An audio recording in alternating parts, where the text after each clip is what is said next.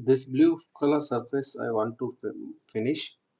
I can use contour profile operation and I can give multiple depths. Sometimes if you feel like there is a non-cutting move if you want to avoid, there are multiple options you can use to avoid non-cutting moves, and you can have like in Z level zigzag the direction you can have the toolpath. Create operation. I will take variable contour operation. Here I will take tool 16R1. I will mention 16 R1. The tool I am using is Bullnose.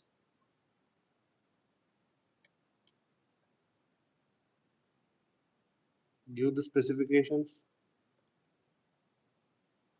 As this is a multi-axis toolpath, I need to consider holder for safety purpose. Whenever it is getting collided, I will get alarm.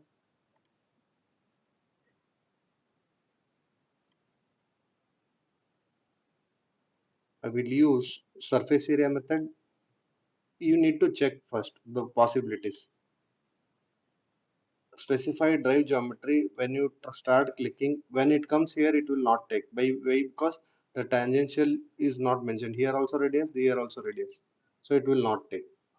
So what we need to do, instead of using this surface drive method, we need to go for other method which are there. So streamline is best and suitable, and I will use this is my first flow curve.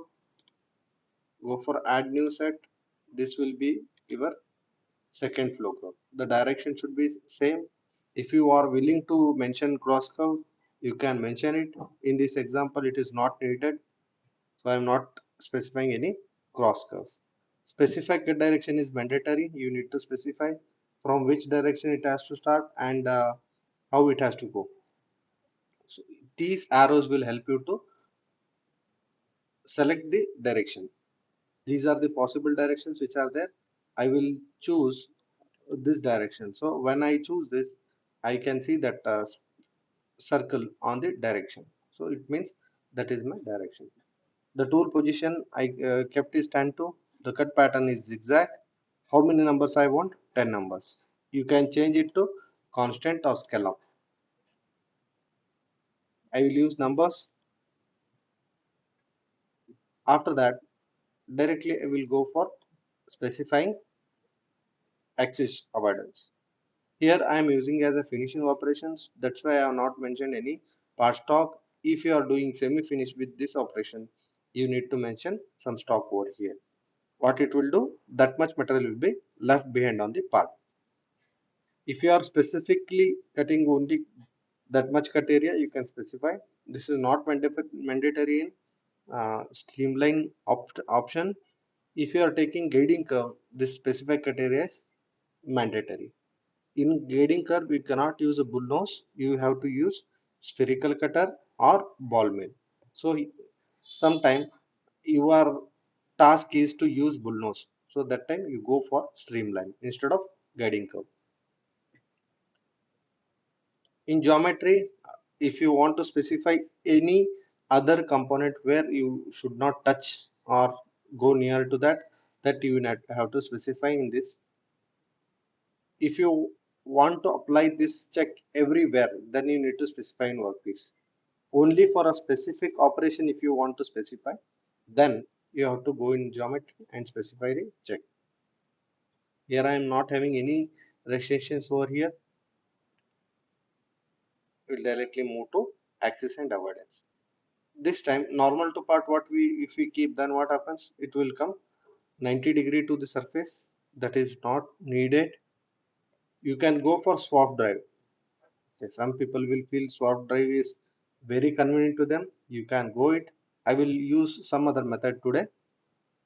I will use interpolate vector. The name itself indicate you can define your own vectors so that you will have more control on the tool direction. I will specify the first coordinate. 4 coordinates will come by default.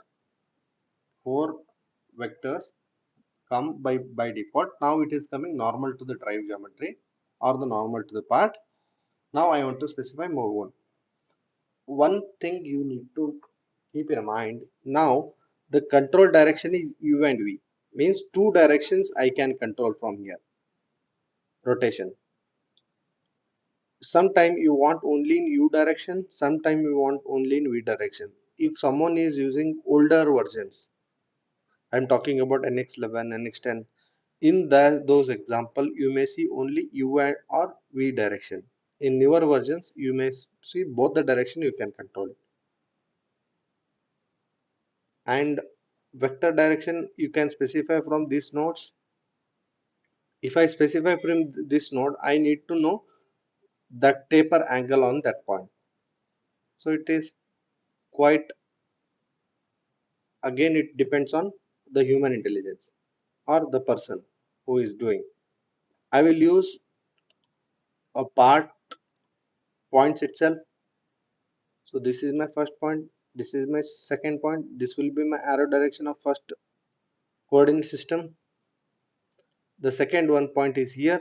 Here also I will go for specifying 2 points. That will be appropriate and exact method to find direction. No need to calculate or measure the draft angle and other thing. Just go for these 2 points. Specify the vectors. Fourth one is 2 point. Specify this direction. Now, if I specify here, whenever it comes to this particular point, the cutter will have this whatever the specified direction. When it comes here, I want this direction instead of straight. What I need to do? I need to give some more vectors. Add new, select the point. After selecting the point, it will ask you the direction. Again, you mention 2 points. Some may feel like it is time consuming. Yes, it will take a time, but it will give you best result.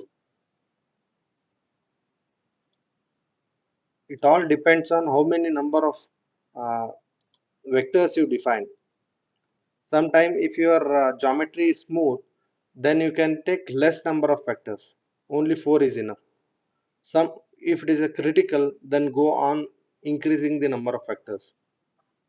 For when it comes here, I want here straight. I will use this point, the direction.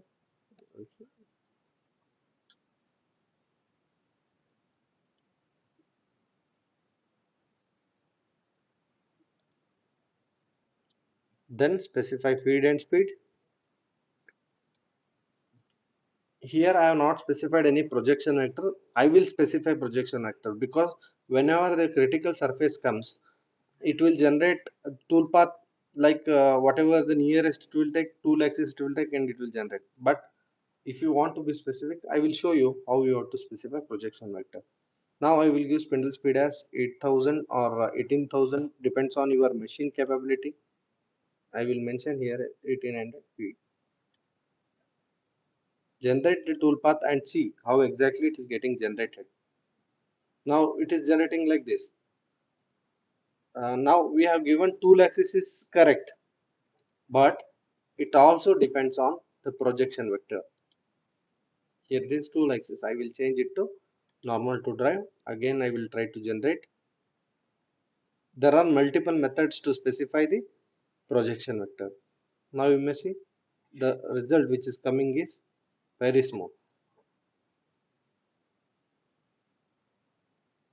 Verify the toolpath. Here you can see the zigzag movement.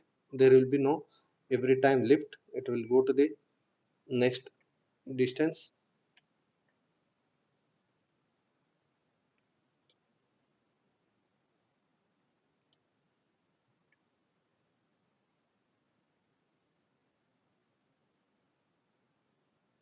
Whatever the vectors you have specified, that it will try to maintain. Only one engage, one exit.